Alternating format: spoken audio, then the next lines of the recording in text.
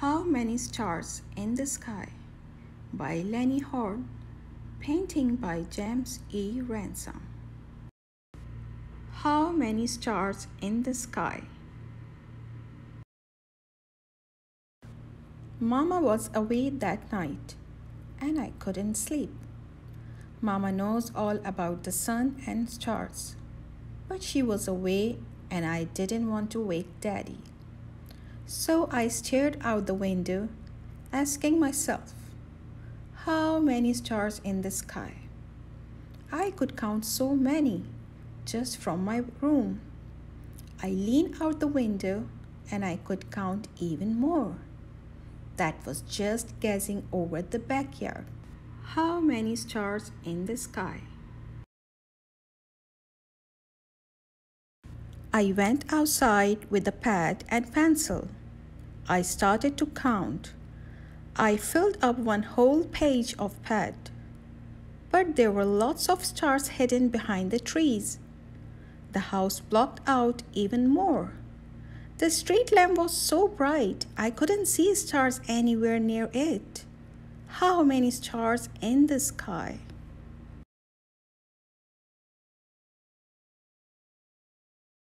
I climbed up into my treehouse. I started at the Big Dipper and counted in a great circle all around the sky. I filled up page after page of the pad. But when I got back to the Dipper, it wasn't where I remembered it. I must have been out so long that the stars had moved. Old ones had set, new ones had risen. How many stars in the sky?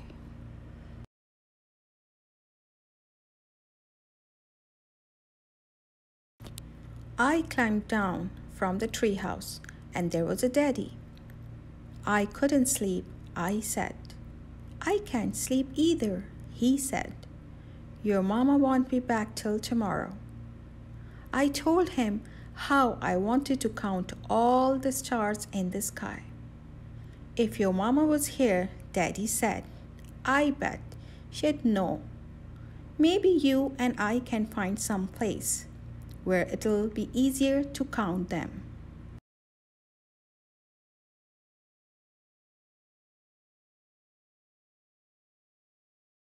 My dog hopped in the truck with us and we drove into town. The streets were quiet, but lots of street lights were burning. We could see the bright city skyline in the distance. Daddy and I counted 25 or 26 stars. He said he thought one of them was the planet Jupiter. This isn't a good place to see stars, I said. It's not a bad place to count them, though, he said. But it's still too hard. Let's go where it'll be really easy.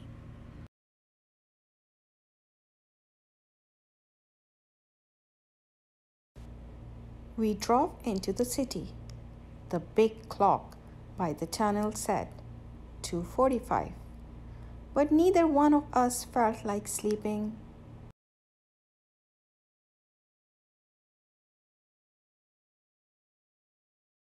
We parked by Mama's office.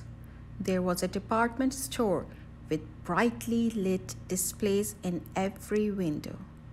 There were street lamps on every corner. There were dazzling neon signs. Headlights flashed from a steady stream of cars. Powerful searchlights beamed from the roofs of the skyscrapers.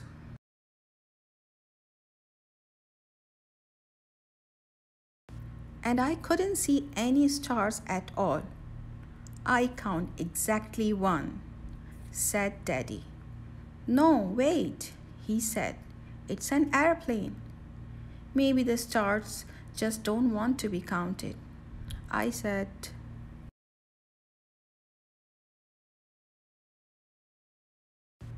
we drove back through the tunnel. I was tired and I thought we were going home. But instead, Daddy drove us deep into the country.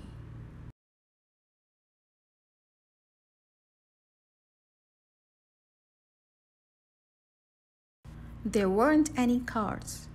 There weren't any street lights. There weren't any houses. Even the moon had set, and I knew we could never count all the stars.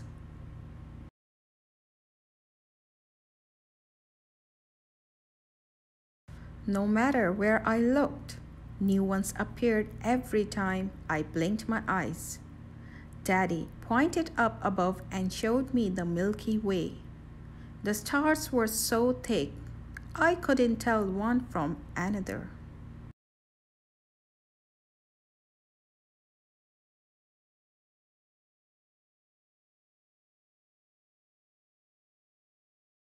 We were much too tired to drive anymore, so we slept underneath the stars that night.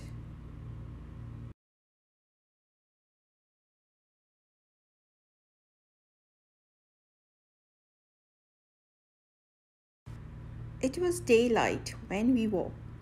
Daddy, I said, all those stars are always out there, even when we can't see them, right? Of course they are, he said. Can we try to count them again sometime? I asked. Any night you feel like it, he said. You and me and Mama can all go out together. I could hardly wait to see Mama and tell her about it. In a little while, we'd all be back home. But now I was glad just to be standing there with Daddy, basking in the warmth of the one star we could see. And that was the sun.